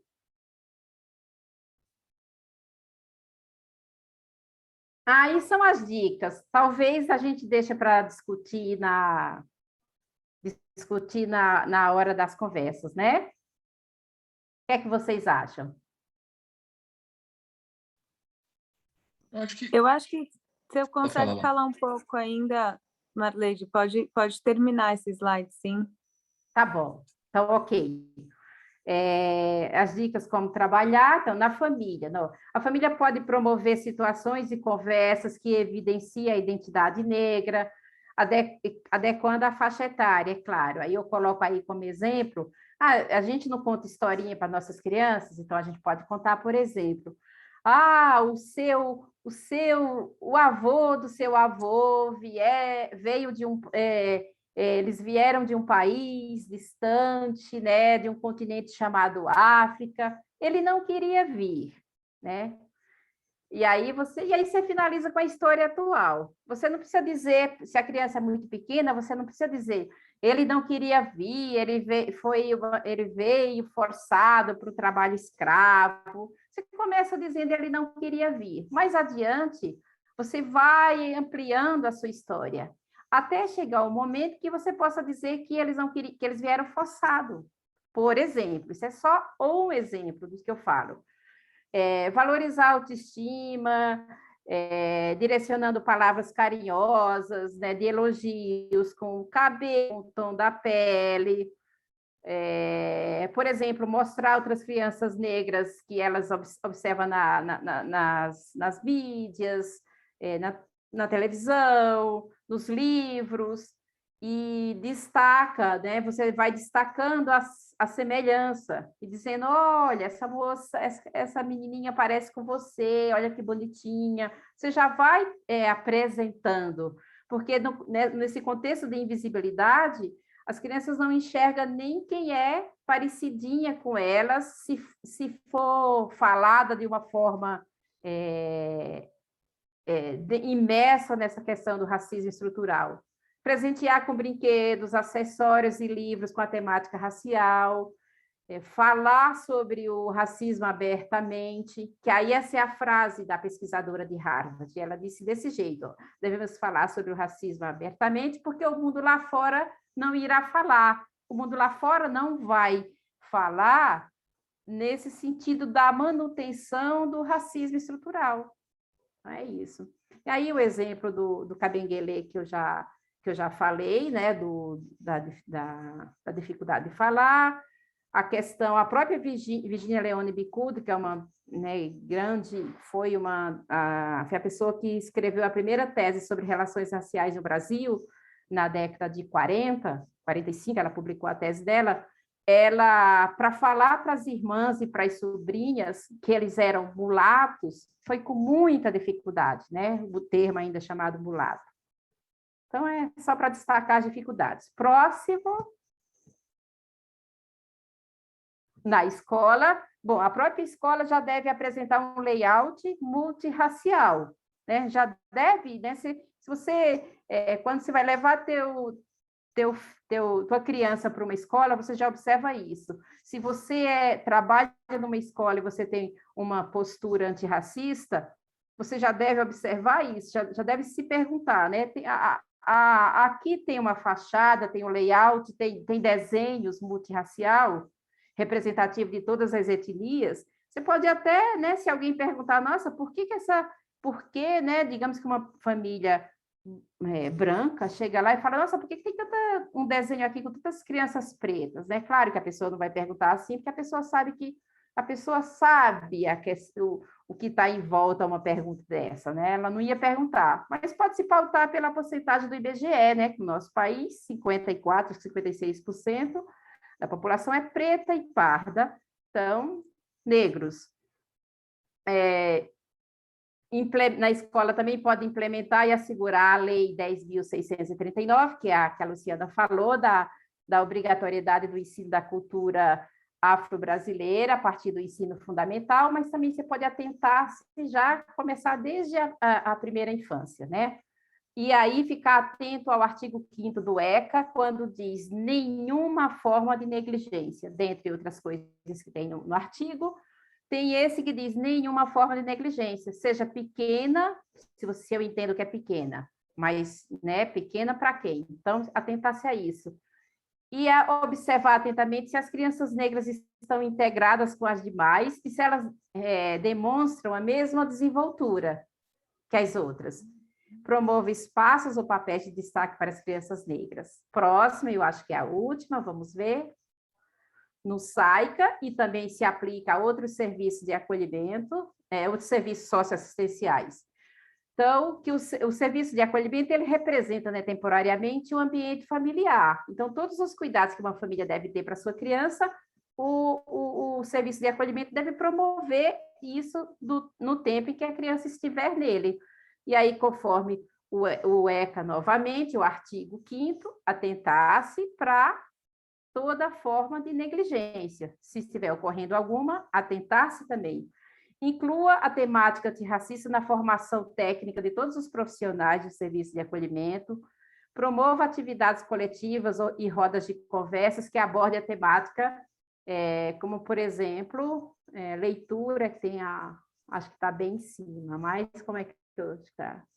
Leitura de livro, preparar jogos, quiz, né, sobre pessoas negras do nosso país. Eu sei que, como eu trabalhei em serviço de acolhimento, eu sei que as crianças, que eles gostam muito, né, de quando a gente promove quiz, né, porque tem aquela coisa da competição. Já pensou que interessante você promover um quiz sobre perguntas acerca de grandes personagens negros no nosso Brasil? Reservar um tempo, que seja uma semana ou um mês, para uma aproximação com a cultura afro-brasileira e finalizar com uma festa, incluindo alimentação, música, todo um ambiente cultural, que a gente faz muito isso no serviço de acolhimento, né? Eu É muito comum a gente tirar um mês para desenvolver uma temática. E aí a gente sempre finaliza com a festa do mês, com as músicas e a comida. Que tal fazer sobre a cultura afro-brasileira? Próximo. Então, afinal, é isso, 2 frases que eu quero dizer, que é, se não sabe, foi no evento lá em Harvard também, que eu assisti em julho, uma dos projetos e das pessoas que foi escolhida para falar sobre esse projeto, ela disse bem isso. Se não sabe o que fazer, olhe o que os outros estão fazendo e faça. Porque às vezes a gente diz que não sabe fazer, né? Mas olha quem está fazendo e faz igual. E aí essa frase do Emicida, que eu gosto muito, que é da música Levanta e Anda, ele diz assim, jamais volte para sua quebrada de mão e mentes vazias. Então é isso, eu quero que vocês que nos escutam, que aqui nos escutam, levem alguma coisa para a quebrada de vocês, tá? Próximo, e eu acho que é o final mesmo. É isso, obrigada. Esse desenho aí lindinho sou eu, representada por Letícia Moreno. Foi um projeto que eu ganhei pelo Facebook Brasil, projeto Vozes Negras, Vozes Pretas, enfim. A minha história ganhou, e eu ganhei esse desenho lindo, aí sou eu com minhas crianças pretinhas. Terminou.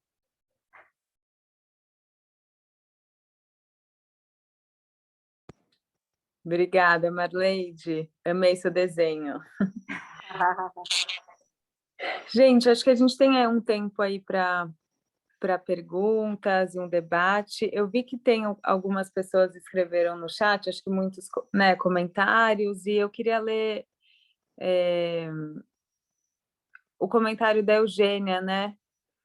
Que acho que a gente pode talvez partir daí. A Eugênia, ela trabalha de família acolhedora, né, de Fortaleza, e ela está falando então dessa experiência. Ela diz uma experiência com uma criança, né, que na impossibilidade de seu retorno para a família de origem ou extensa, foi iniciado um trabalho com ela quando foi para o cadastro de adoção. E um dos pedidos da criança foi, né, entre aspas, tia, consegue uma família que tenha a cor da minha cor. Não sei, Eugênia, se você quer comentar dessa situação. Mas eu achei muito significativo, né? Eu acho que quando a gente está falando né, de um tema que está atravessado completamente, né, todas as nossas relações, né, institucionais, sociais, as relações familiares, achei muito importante, Marleide, que você traz também essa pauta das relações familiares e da violência também que acontece na família, né? E aí, enfim, as crianças que estão no acolhimento, eu fiquei muito pensando, né? Vocês estavam falando do impacto do racismo no desenvolvimento desde a primeira infância, mais infância, tal, e eu fiquei pensando muito também do impacto nas famílias de origem que a gente acompanha, né?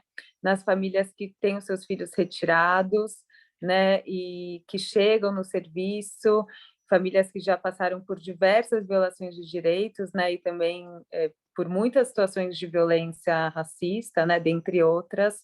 Então, também falar sobre isso é olhar essas famílias, né, de que maneira a gente está acolhendo, de que maneira a gente conversa com essas famílias também, né? E aí eu fico pensando que a adoção aqui no Brasil nos coloca frente a essa questão importante, que eu particularmente acho que a gente fala ainda muito pouco, né? Da formação de famílias interraciais, né? Porque a gente sabe que a maior parte dos pretendentes à adoção são pessoas não brancas, quer dizer, são pessoas brancas, né? E a maior parte das crianças que está apta para adoção são crianças negras, não brancas também, né?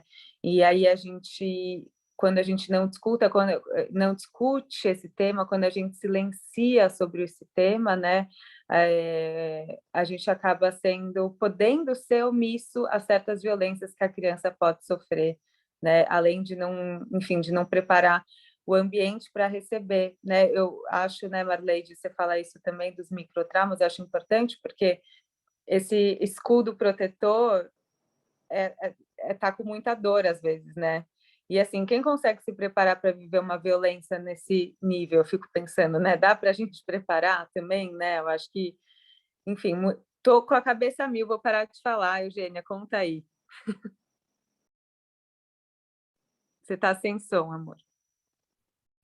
Pronto. Dá para escutar? Estão escutando bem? Sim. Pronto. Vou só compartilhar aqui um pouquinho a experiência. Sim, é uma criança, né? A criança, na época, ela tinha uns 5 anos, e aí ela entrou no serviço, foi no serviço Família Acolhedora, foi acolhido por uma família de cor branca, muito clara, e aí o quanto isso é significativo para uma criança, né? Às vezes o adulto, ele não tem esse olhar, essa sensibilidade de ter esse olhar em relação a essas questões, né? Essas questões que são tão assim, significativas para uma criança. Então, essa criança, ela foi para uma família de cor branca, e aí ela tinha muito aquele cuidado de não pegar sol, inclusive até a própria família acolhedora, né? Aquele cuidado da criança não ficar muito tempo na praia, né?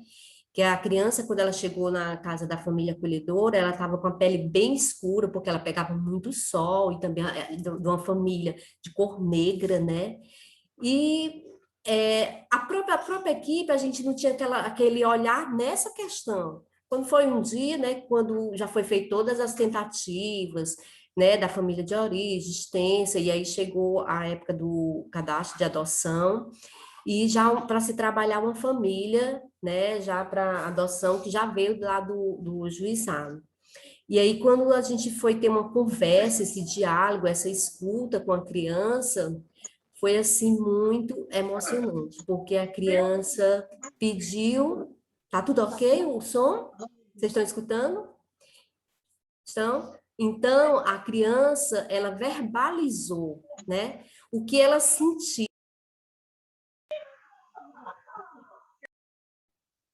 Fechou o microfone. Agora deu Então, algum... ela verbalizou o que ela vivenciava, né, durante todo aquele processo de acolhimento familiar, que até então não se percebia. Ela disse, tá, eu quero sim, eu quero outra família, quero uma família. Mas, tia, eu nunca esqueci disso, gente, foi muito marcante para mim. Dentro de outras experiências, foi muito marcante. Quando ela disse, tia, pois procura uma família para mim, que tem assim, ela mostrou que tem a minha cor, né? Cor negra, morena, aí a gente ficou assim, até foi meio impactante, né?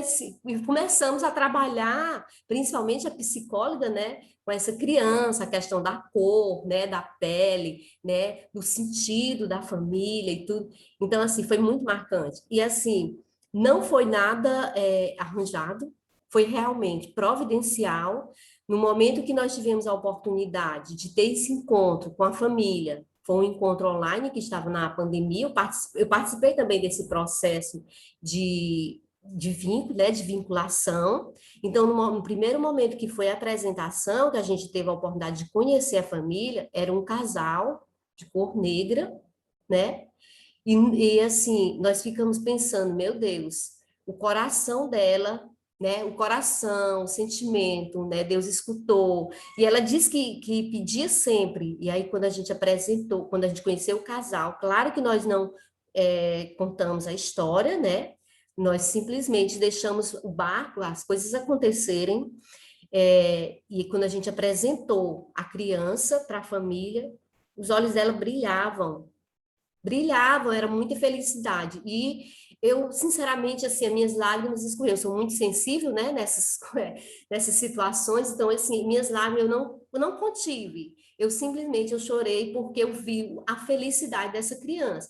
Então, assim, foi um amor muito, assim, sabe, providencial. E aí, quando foi o primeiro encontro, foi tudo muito bonito e realmente a adoção, né, o processo de vinculação foi um sucesso, graças a Deus, e essa criança foi adotada por essa família, e até hoje, né, eu não estou mais no serviço, mas tenho contato com a família, de vez em quando ela me manda uma foto, diz o quanto estão felizes porque as famílias as quais eu acompanhei, trabalhei, de vez em quando me dão as notícias, né? Graças a Deus que são notícias boas, de momentos felizes. E é isso, é a gente ter essa sensibilidade, esse olhar, essa escuta, né? Para as nossas crianças, quando se colocam numa família, de uma cor, né? O contrário da pele dela, que às vezes a gente acha que não é tão significativo, mas é sim, viu? E eu estou super feliz, né, com o curso de hoje, muito legal, e era isso, queria só compartilhar com vocês. Grata aí pela Obrigada. oportunidade. Que importante, fiquei pensando que importante que essa menina pôde falar, né? Na verdade, ela falou. E algo que, né, eu acho que é isso, a gente precisa estar em eterno aprendizado, né, estudo, então, algo que talvez a gente, né, você disse, vocês não perceberam como equipe que ela estava vivendo, uma violência, né, gente, assim, eu acho que pode ir no acolhimento mesmo, né, situações difíceis, então, às vezes, realmente a gente não percebe, né, então, nesse caso, que bom que a criança pôde falar.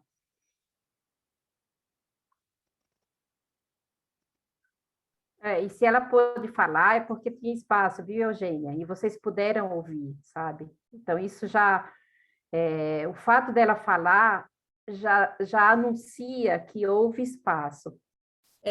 E essa é a questão também do vínculo, né, com a equipe, a confiança, isso é muito importante, né, para a criança chegar mesmo e teve toda uma construção, não foi ela simplesmente assim falou, foi todo um processo, uma construção, né, junto com a criança, a equipe, né, para a criança chegar e expressar todos os seus sentimentos, isso é muito importante também nessa fase, né.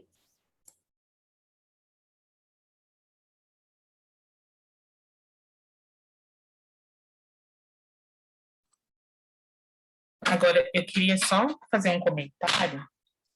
Tem aqueles cursos, né, que as pessoas têm que fazer, ou enfim, formações antes de ser considerado apto à adoção. E eu não sei o quanto a temática racial é abordada nesse tipo de curso, sabe? Porque às vezes eu fico...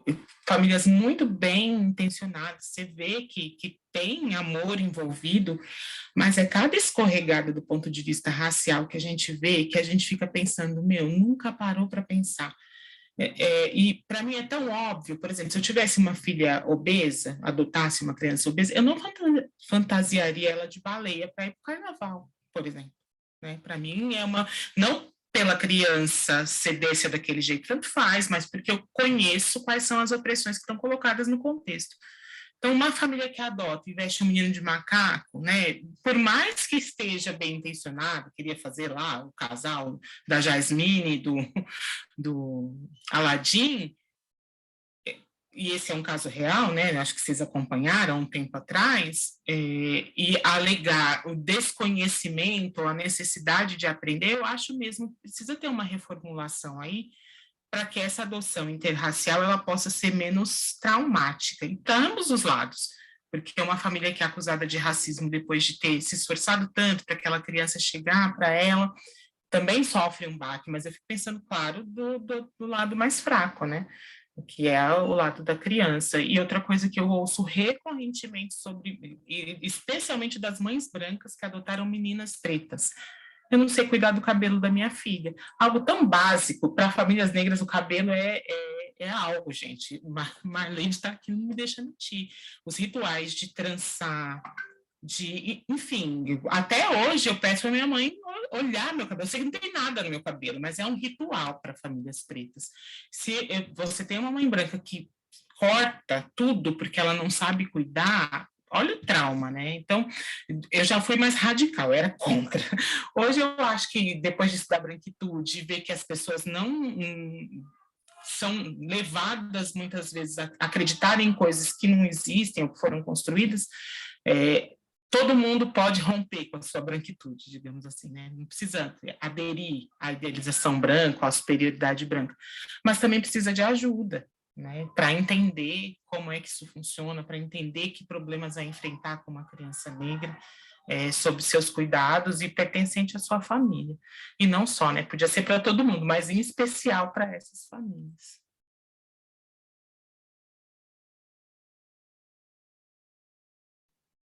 No chat, né, tiveram alguns comentários, né, de alguns casos, né, de algumas pessoas anteriores comentando, né, acho que só para dar uma passada rapidinho, né, o Alan Gomes falou primeiro do parabéns, né, aí ele escreveu que, acrescendo ainda que enquanto nós estivermos inseridos em nossas equipes técnicas profissionais, engajados apenas em políticas tecnicistas e que lhe darão status e sensação de resolutividade, continuaremos caminhando para o retrocesso de ainda estarmos com dados e estatísticas de segregação de raças e o apartheid perpetuado entre nossas crianças e adolescentes. Achei bastante interessante.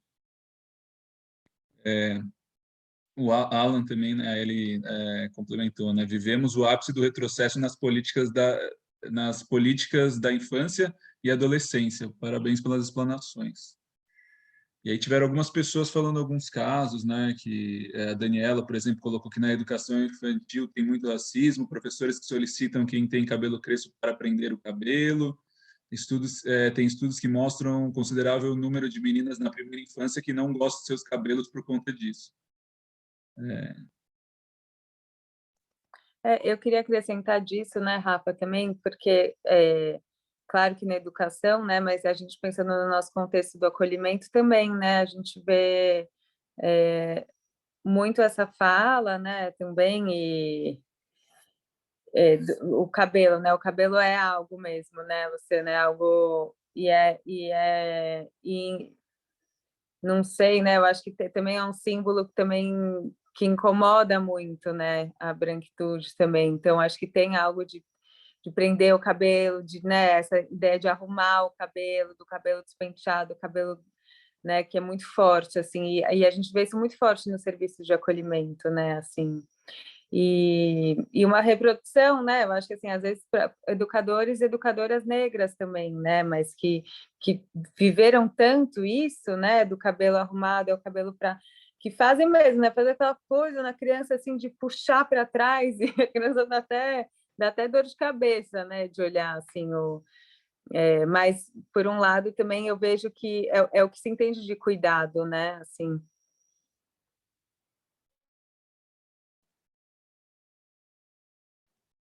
A própria fala, né, Lara, às vezes se usa, né, tipo, vai arrumar o cabelo, né, tipo, como se fosse algo, né, que fosse, né, assim, dentro de um padronizado, né, dentro daquele padrão, né, assim, né, eu acho que tem que ter toda essa reflexão mesmo, né, a respeito de tantas coisas, né, e essa uma delas, né, que eu acho que a gente, na experiência mesmo do serviço de acolhimento é isso, né, vai arrumar o cabelo, não sei o quê, né, tipo, como se tivesse algo para além disso, né. A Usa-se Denise muito tá... também. Ai, pode falar, Luciana.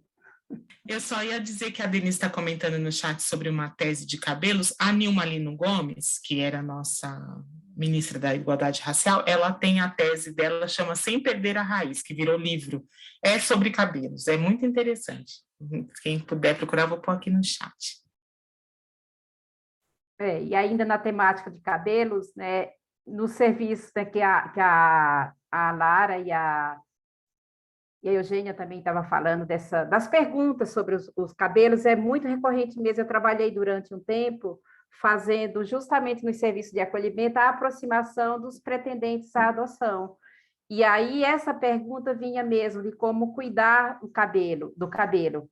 Mas, novamente, a gente já era uma equipe bastante receptiva a estas perguntas e a essa lacuna de prejuízo que o racismo estrutural promove, que as pessoas brancas têm muito medo de perguntar para a gente sobre uma questão como essa, porque ela pensa que pode ter uma retaliação, que pode ser entendida como uma pergunta racista, e não seria, né, e não é mesmo, é justamente uma pergunta de querer entender qual a melhor maneira de cuidar daquele cabelo. E aí as perguntas chegavam muito assim, como que eu faço para deixar o cabelinho dela igual vocês deixam aqui no abrigo? Então, assim, era um jeito delicado que a pessoa, acho que ela estudou a semana toda como perguntaria aquilo. E aí a gente já aproveitava e dizia e já falava sobre todas as questões, também sobre o que fosse possível falar dessa aproximação interracial. Porque ainda que não houvesse a adoção naquele contexto, mas haveria uma aproximação interracial, que aquela criança, se eventualmente não fosse não tivesse a aproximação, não tivesse resultado na adoção, mas este casal continuaria ali como pretendente à adoção. Então, ele já estava sensibilizado e iniciado com essa questão da temática. E aí, daí a importância de toda a equipe dos serviços de acolhimento, de todos que trabalham nesse processo da adoção, ter o entendimento sobre questões interraciais, sobre a questão da negritude, sobre a questão da branquitude. É muito importante. Aqui em São Paulo, a Lara vai concordar, né, vai confirmar, tem um avanço interessante por causa do Instituto do Doulas de Adoção, que tem todo toda uma parte em falar sobre esse contexto da adoção interracial. Então, tem sido bastante discutido aqui em São Paulo. E é muito importante que seja falado, porque a criança que vai sofrer, se ela chegar numa família onde não será bem acolhida, porque ela não será adotada só pelo casal, ela é adotada por toda uma família.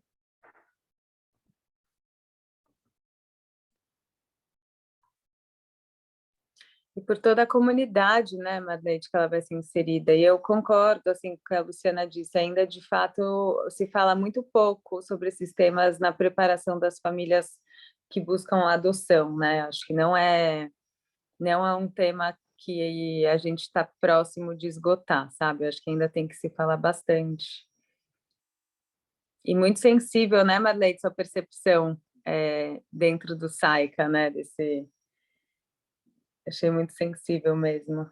É isso, acho que a gente tem que conhecer, né, aprender, discutir, conversar e ter essa sensibilidade, né, de ver nas entrelinhas. Muito bom.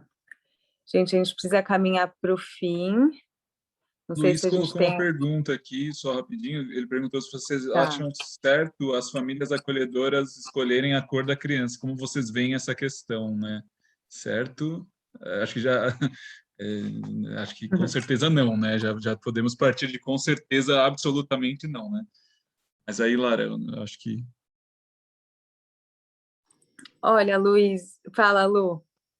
Não, eu ia dizer que é legal do ponto de vista da legislação, mas se a gente pensar na incógnita que é você parir, né, na miscigenação brasileira, o tanto de casal que eu vejo que é escuro e tem criança clara, que é claro e tem criança escura, a gente não escolhe sexo, não escolhe peso, não escolhe traços físicos. Quando a gente vai parir um filho biológico, eu acho muito complicado escolher quando vai parir um filho do coração.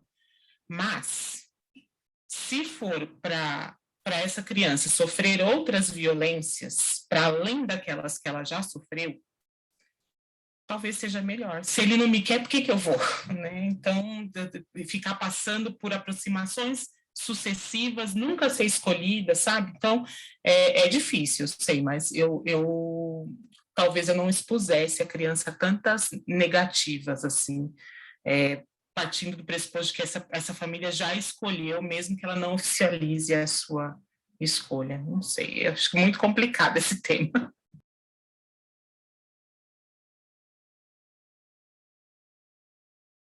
Eu queria ouvir a Marlete, que entende mais disso do que eu. Se responder muito bem, eu iria por aí também, porque, primeiro, é muito difícil dizer certo ou errado, legalmente certo, para prevenir o sofrimento dessa criança, certo, mas esta pessoa, quem escolheu por não, ela precisa se preparar, ela precisa ser sincera e estar empenhada, humana e politicamente, a entender por que ela disse não para uma criança negra. Então, ela está convocada, eu acataria, né, sendo eu acataria esta escolha, mas essa pessoa tem o compromisso ético, político e humano de lidar com essa questão.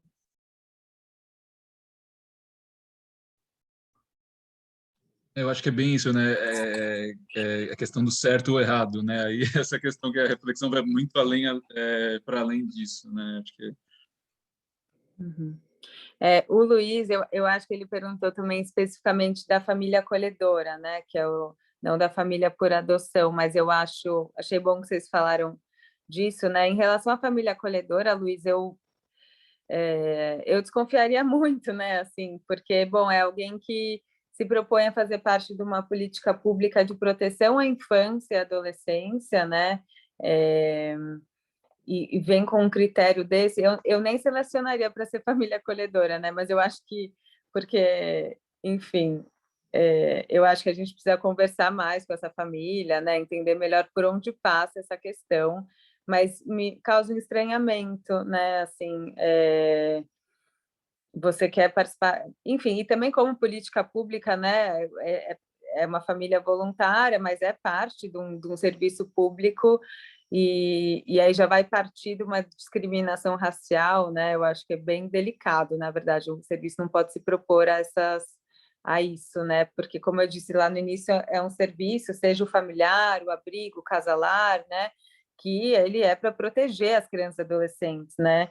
Então, de maneira alguma, o próprio... E isso a gente... Bom, acontece, né? Mas, assim, a gente tem que evitar ao máximo que esse serviço reproduza práticas, né, violentas de racismo e discriminação e segregação, né? Acho importante.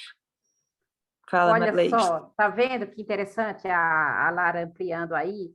É mesmo, por que a gente vai ser conivente cúmplice de uma pessoa se ela disse essa frase, se esta for por uma questão racista, né? Se esse critério for a gente conversando novamente, a gente vai conversar com essa pessoa e vai entender o porquê. Se na conversa ficar claro que é por uma questão de ordem racial, por que a gente vai ser conivente e seguir por uma prática racista, portanto, criminosa?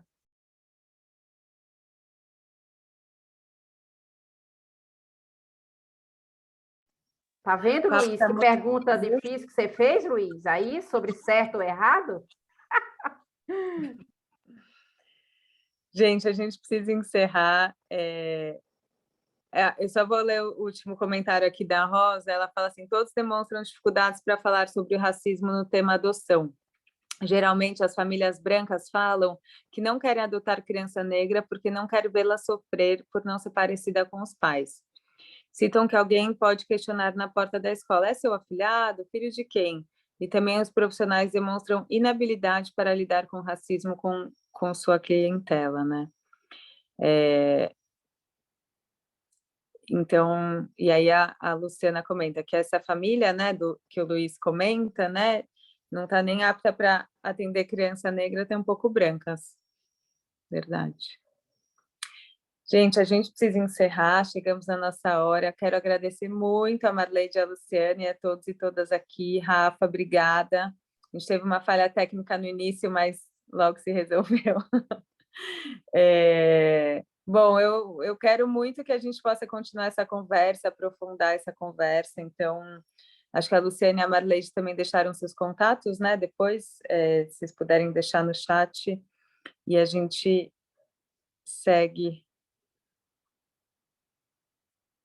Muito obrigada. Se vocês quiserem dar um último tchau, uma palavrinha final.